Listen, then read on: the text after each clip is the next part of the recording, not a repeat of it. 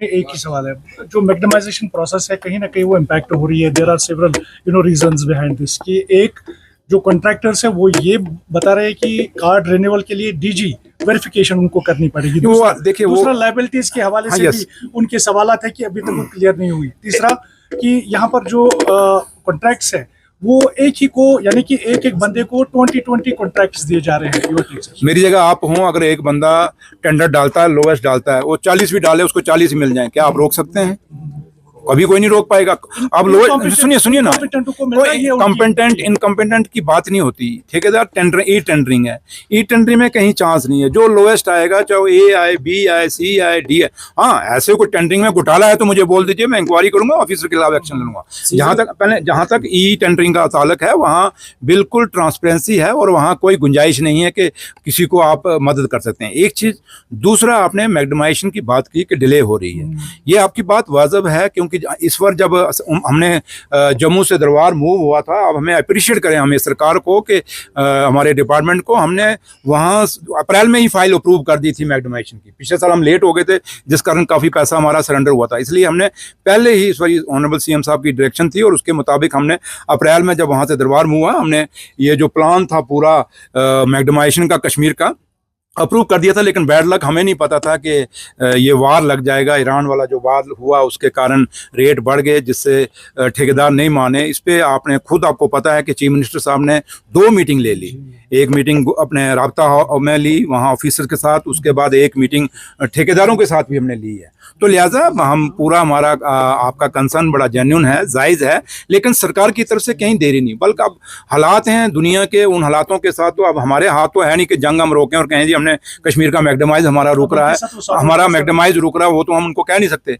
लेकिन जहाँ तक सरकार का ताल्लुक है, हमने अपना प्लान बिल्कुल टाइमली पास कर दिया था, लेकिन फिर काफ़ी जगह मैग्नेमाइज शुरू हो गया, ये भी आपको कहना चाहिए। और दूसरा, जहाँ आपने कहा लाइबिलिटी कब की हैं, जरा आप थोड़ा सा ये, हाँ, तो थोड़ा सा हमारी लाइबिलिटी नहीं है, इस सरकार की लाइबिलिटी नहीं है, पुरानी लाइबिलिटी हैं। कैसे हुई, क्यों हुई, किधर से हुई, ये थोड़ा सा, यही तो हम पिछले 12 साल की जब बात करते हैं तो कई हमारे दोस्त हैं, बड़ा उनको तंगी हो जाती है, वो आके फिर यहाँ रोज़ बयानबाजी शुरू करते हैं बीजेपी वाले और पीडीपी वाले। उनको जरा पूछ लीजिए वो लाइबिलिटी किसने खड़ी की और वो लाइबिलिटी क्यों हुई, कैसे हुई, क्या प्रोसेस अडॉप्ट किया गया, और उसका अब किसी ने कोई गलती की है तो वो हम क्यों भुगते हैं। हाँ, हमारे टाइम में कोई लाइबिलिटी है तो आप हमें पूछ सकते हैं, हम उसका जवाब देंगे। वेरिफिकेशन क्यों मांगी जा रही है सर? ये हम पूछ लेंगे, मुझे इसका पता नहीं, मैं पूछ लूंगा। जैसे यहाँ पे सिक्योरिटी सिनेरियो को देखते हैं, जो पिछले 2 हमले यहाँ पे साउथ कश्मीर में हुए और 15 अगस्त भी आ रहा है साथ। देखिए, ये तो बात इसका जो सिक्योरिटी का जहाँ ताल्लुक है कि अगर अनंतनाग के अंदर हमारा एक सिपाही शहीद हो गया, उसके बाद कुलगाम के अंदर 2 लेबरर मारे गए, और ये तो उन लोगों को जवाब देना पड़ेगा जो कहते हैं जम्मू कश्मीर में हालात ठीक हैं। अगर हालात ठीक हैं तो फिर ये कैसे हुआ? इसलिए मेरे ख्याल डीजीपी साहब का सबसे बड़ा, उनको इस बात पे क्लैरिटी देनी चाहिए, क्योंकि हम तो जब भी सुनते हैं अब हमेशा सिक्योरिटी फोर्सेस कहती हैं यहाँ, क्योंकि एक वक्त था कि जम्मू कश्मीर में मिलिटेंसी थी, लोग कहते थे मिलिटेंसी थी, अब तो वक्त ये आ गया है, कहते हैं ये इस इलाके में नहीं है, इस इलाके में नहीं है, सारा साफ है, बिल्कुल ठीक है, हालात नॉर्मल है। तो अगर नॉर्मल है तो फिर ये क्यों हो रहा है?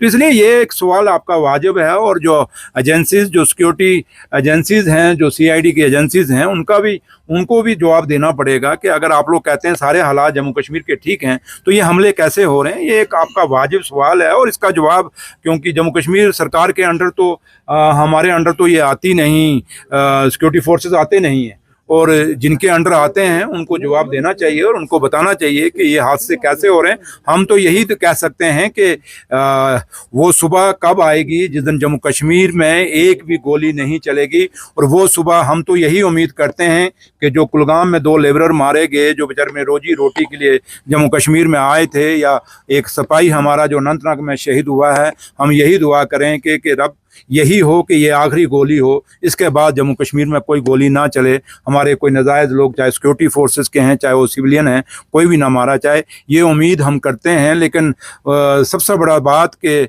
जहाँ तक सिक्योरिटी फोर्सेस, जो लोग जिम्मेवारी पोस्ट पर बैठे हैं, जो हमेशा वहाँ से एसी रूम में बैठ के आंकड़े देते हैं, उनके ऊपर जरूर एक सवाल खड़ा होता है कि ये हादसे, ये लोग कैसे मारे जाएं। इनका जवाब उनको देना पड़ेगा और आप लोगों को उनसे जवाब मांगना भी चाहिए। सर, ममता बनर्जी पे आज अटैक हुआ, कल उन पे अटैक हुआ, उनकी गाड़ी पे पत्थर मारे गए, तो इसको कैसे देखते हैं?